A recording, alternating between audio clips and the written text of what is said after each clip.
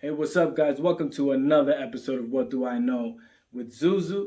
And the next thing I want to talk about is Busta versus TI, okay, on the Verzuz. So Swizz Beatz starts mentioning that Verzuz Season 2, I like the way they do that. They took a little break. Season 2 is about to start, right? So now everybody starts, kind of speculating Missy versus Little Kim and Jay-Z versus Jay-Z's never gonna do it. Pharrell versus Kanye, right? Everybody starts going crazy. I do it too, so not even get mad. But Busta goes on a live with Fat Joe and calls out Ti, right? And I'm like, Busta and Ti. So I start immediately. I'm like, 20 tracks. I'm like, I think Ti got it immediately. I'm like, I think Ti got it. And I went based on better albums, right? I think Ti has more solid albums than Busta. Busta has two that'll knock off any of Ti's album, but Ti just has a little more. So I'm like, then I went and opened up my title.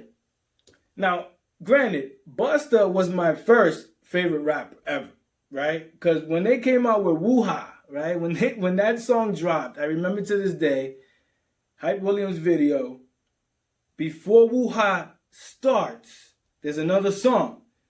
And it says, I make sure everything remains raw. I make sure everything, and everybody is in the car. He has like a little Jeep in Times Square, and there's like 4 people, and everybody's not. You don't know what that did to 10-year-old me, okay? That Woo-Ha was the dope song, but that little part of the video, I'm like, why'd they do that?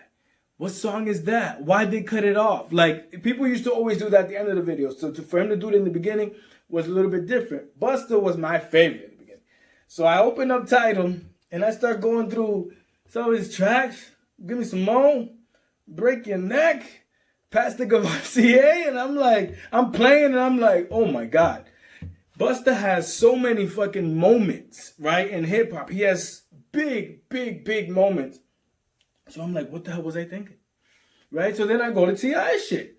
And I'm Swagger Like Us, Rubber Band Man, 24s, You Don't Know Me, you name them. And these are huge bangers too. But I think, so I posted online. And everybody's like, Busta, easy. I'm like, whoa. Are we going that fast? We're not even going to talk about it?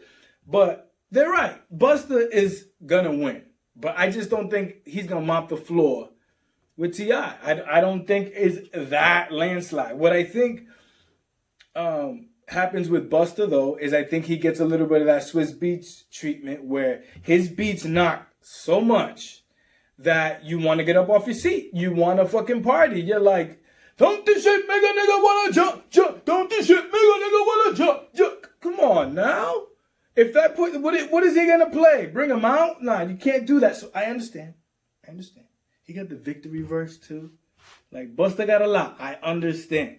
I think T.I.'s albums connected with people in a different way and over time. I think Busta has those moments because we partied with Busta. We were always in the club drunk. Like, we had good times with Busta. We never really had sad times or bad times with Busta. So we remember him like on top. You know what I'm saying? Like always just going crazy. So I agree. Busta wins. But it's just not going to be a crazy landslide.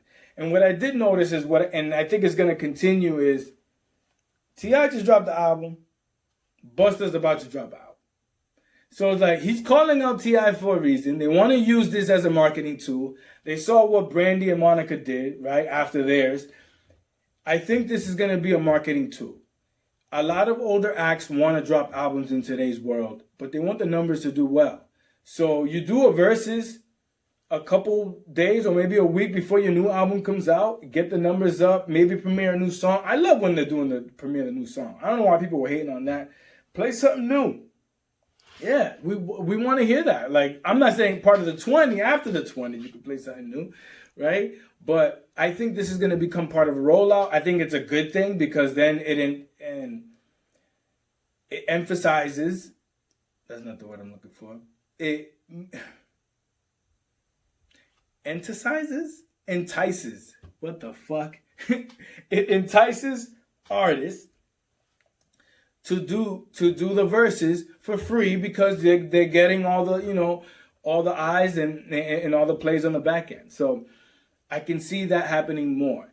One thing I think they should implement though is to figure out a way that once they announce the people that are going, like have like some type of voting system to get the fans involved, get the people involved, where maybe they vote for one track that absolutely has to get played, and it's like, oh, the people said you have to play this track first. Maybe it could be everybody votes for the first song or everybody votes for the last song. Just get the people involved, and then like you can kind of say, hey, this one was the people's choice, of blah, blah, blah. That way, it's a little bit more interactive. You know what I'm saying? So I don't know. Those are just the ideas that I have that I think would be great for this Verzuz. Busta and TI, they ended up denying it, right? TI comes back and says it's too much of a generational gap. I guess so. And then Jeezy steps in the ring, and now they're talking about Jeezy and TI. If that happens, I'll come back and we'll break that down. I'm not gonna do that right now. Jeezy and TI would be fire.